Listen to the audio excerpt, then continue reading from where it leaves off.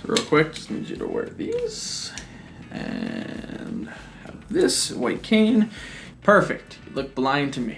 Hey, James Rath here, and today I am joined by my girlfriend. Hello. Do you have a name? Yes, I do. Okay, good, because yesterday we went to like animal shelters and stuff, and like it was really sad when you see like on the little tag thing and they don't have a name. It's literally just put no name. I'm Kristen. Hi. So it is a fact that we are both legally blind, and I asked you to send me questions on YouTube, on Twitter, and Instagram. However, that was 4 weeks ago.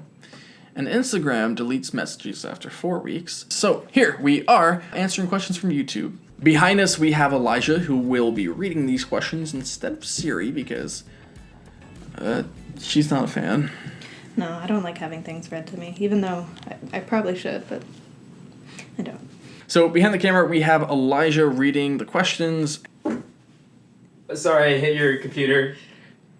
What's a computer? Hit me with the first one. Do either of you have a picture in your mind of what your partner sees in day-to-day life? So yeah, we both actually have... Hold on. Let me mansplain this real quick to everyone. So we both have ocular albinism, and that is also lack of pigment, the skin, eyes, hair, and we have nystagmus, which is both triggered from that. So we both very much know what each other sees. Our vision is slightly different. Like, his is a little bit worse than mine. Worse, you know, mine's still not great. I know that he can't see the countdown on the little walking thing across the street, whereas, like, I can kind of see it if I squint hard enough. But basically, we both understand. It's, like, consistent. Wait, I thought you were blind. I thought I was blind. Are we not blind? Yeah, so yeah, she has a good idea of how I see. I know exactly what she deals with on a daily basis, and yeah. Next question. How does it feel to be with someone who understands you? I don't know, I haven't figured that out yet. Feels pretty good. It's nice to have somebody who finally understands the day-to-day trials and tribulations that I go through, so it's pretty awesome. I don't really get it. I mean, it's cool. It's great. It's like, we're hanging out with friends, and they point something out. I can't see it. She's got to deal with it too. Someone else gets to suffer through it. You know, it's kind of nice having someone else to suffer with. Bless. Isn't that great? Isn't that what life's about? Just trying to find someone who's gonna suffer through it all with you. Yeah. What activities, places, hobbies, games do you both enjoy? We enjoy Starbucks a lot. That's the place that we both really enjoy going to together. That's also a hobby. It's a lifestyle. We love filmmaking together. We love kayaking.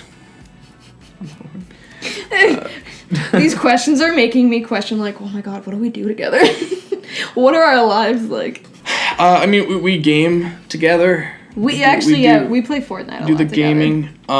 We've gone hiking a few we times. like to hike together. We like to work out together. I think that's about it. Like, we just really both like spending time together. We've gone to museums. We go to museums. Gone to the movies. We both dabble in each other's world. Like, sometimes he'll let me go do some of his filmmaking director things, and then sometimes she came out on the set with me.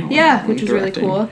And then, like, other times he'll kind of go into my world, and we'll go to museums and we'll explore certain things. Not that he's not totally interested in that, but we're just on different spectrums. What are the biggest pros and cons of dating another visually impaired person? Definitely one of the biggest pros is the fact that there's somebody who finally understands that I can't see the menu, I can't see certain things, like, they get it and they're not frustrated by it. That's probably the biggest pro for me. So pros and cons, I mean, really it comes down to, like, I mean, we live in a city, so we don't really have to drive. That's cool. Yeah. So you really gotta, like, I think you gotta plan out living situation with that. Mm-hmm. It's like, if we're two visually impaired people living in the suburbs, well, we are out of luck. Like, probably. I mean, let me know in the comments down below. Like, if you're in a visually impaired relationship, that means two or there's more. I'm not going to question it. Let me know what you guys do in the suburbs. Maybe nothing. I mean, we're giving you guys great advice by move to the city. I don't know. Yeah, so just kind of be prepared with your living arrangements and go from there. If you could describe each other in one word, what would it be? Wet. Dry. Do you and you know, it's up to you to get the context. Did either of you have any reservations or concerns about dating another visually impaired person? I mean, cross-reference, she's done it to me in person before. I did a video with Ricky Pointer, a fellow YouTuber, about being disabled and dating. And back then, I was sort of opposed to dating someone else who was visually impaired, but I also didn't really... I didn't think it through. I didn't trial it.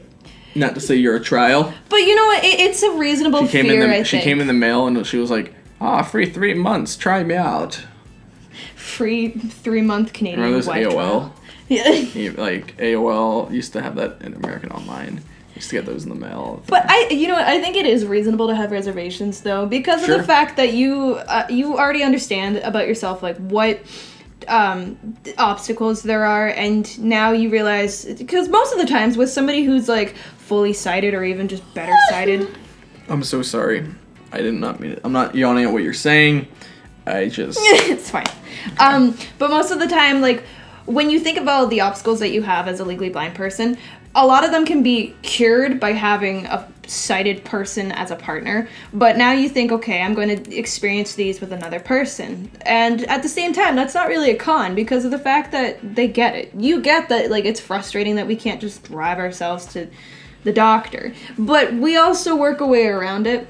And there's not really a whole lot of cons. It's just, like... we lose things a lot more than I think the average person does because we can't see where we put them. Anything. No. So I definitely had reservations before, and like I've seen his Lost my keys for 3 weeks. Yeah, it was my bad. Yeah. I just found them while cleaning out, shooting my last video, just cleaning out the set area. Yeah. And they were in a spot where I have no idea how they got there. Have either of you dated people who do not have visual impairments? What would you say the biggest differences in the experiences are between dating somebody with a visual impairment versus someone who doesn't? I mean, really the difference is just being mindful of kind of like what you're planning to do. You do the typical life hack stuff that you would do as someone who's visually impaired or legally blind or blind totally, and you just kind of bring those into a group, a duo. Or more, if, I mean, again, once more, if you're into that, I mean, I'm not gonna... The biggest difference I find is definitely that, like, I've finally found somebody who doesn't ask if there's a cure. You know, that's one of the biggest things, and I understand that with my past partners, it hasn't been an intentionally offensive thing. But when I say I'm legally blind or visually impaired, the first thing that usually comes to their mind is like, oh, have you tried surgery? Have you tried this? Is there any way that you can fix it? And I always have to say, no, this is how I'm going to be for the rest of my life. It's not degenerative. It doesn't get better. I just have shaky, bad vision. So the biggest difference is the fact that I finally feel accepted for being the way that I am. Because even with past partners, they've like tried looking into different routes of surgery. And I know that they mean well, but it's offensive. It's just nice to finally have somebody who knows that this is it and he likes me for me. Well, I mean, that kind of contradicts the first thing you ever said to me, where she literally, the first thing she asked me was like, okay, but have you found a cure yet? And if so, can you tell me? No, I'm just kidding. She just asked if I wear glasses or something. Yeah, there's something. Are there any other questions that you think people might have for blind couples that they just haven't asked us today? Sure. How's the sex?